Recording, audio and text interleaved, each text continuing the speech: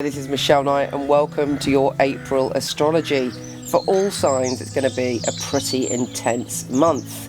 It's a month of going backwards and dealing with the past, as not only do we have Mercury going retrograde, we have Pluto, Lord of Transformation, going retrograde, and we have Mars, planet of action, going retrograde, going backwards. We're all being pulled into the past.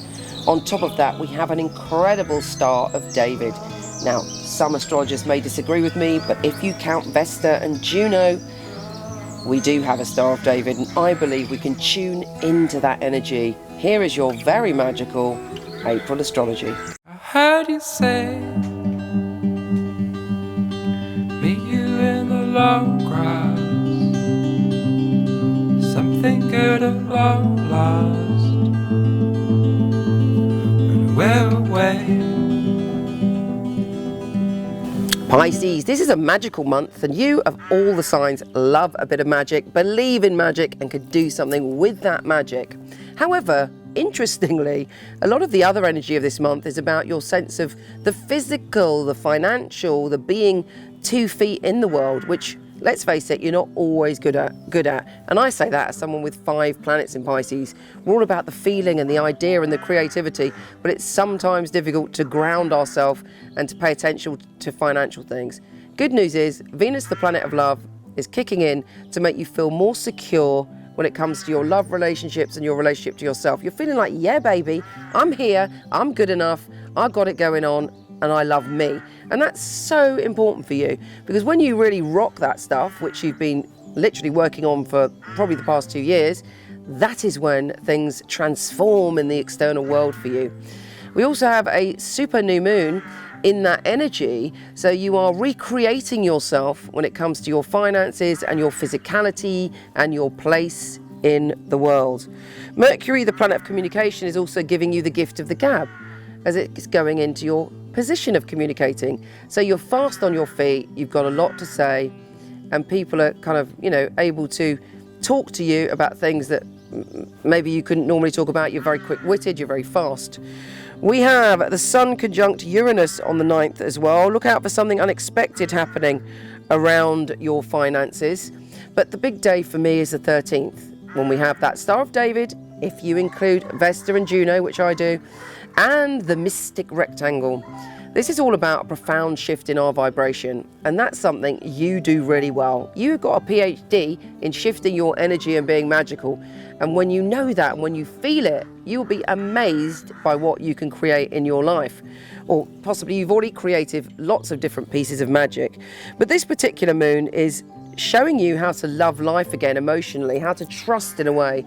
The moon is in your position of joy and happiness and well-being, and there's a part of you also with Neptune in your sign within that, recreating yourself in some way, stepping forward into committing to yourself and happiness, and to possibly discovering a new idea, a new bunch of people, or a new network that fulfills you on a soul level and absolutely profoundly shifts your energy. I do believe that this Star of David and mystic rectangle is connecting us all to the need to be kind to other people, for the need to pay attention to the atrocities in the world, for the need to give back, for the need to be aware of what's going on in the earth. I mean, I was like, God, there's so many things that can affect us that's going on. I mean, not least of which the 13 sperm whales that all died because they had plastic in their tummy. These things are going on all around us, and this Star of David is going, right, it's time to wake up and do one tiny, teeny thing to change the world. It doesn't have to be a massive thing, but it just means being aware. Anyway, I haven't talked like this to the other signs. It must be your lucky day. But, I think you're on the same level. You have empathy for the world, and sometimes it can be overwhelming to think, what can we do? But it's the little things that make a big difference, even if we're kind to one random stranger.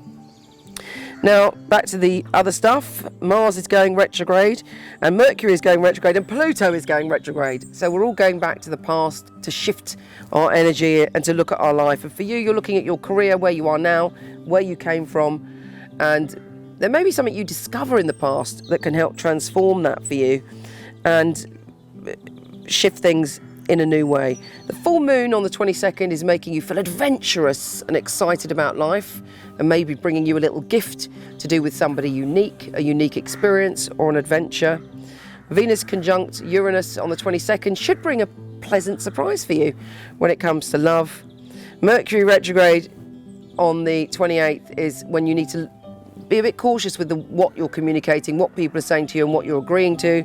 And finally, Venus, the planet of love, is entering your position of communication on the 29th. There's a world of opportunity that awaits you this month. I send you so much love. Take care, and I'll speak to you soon.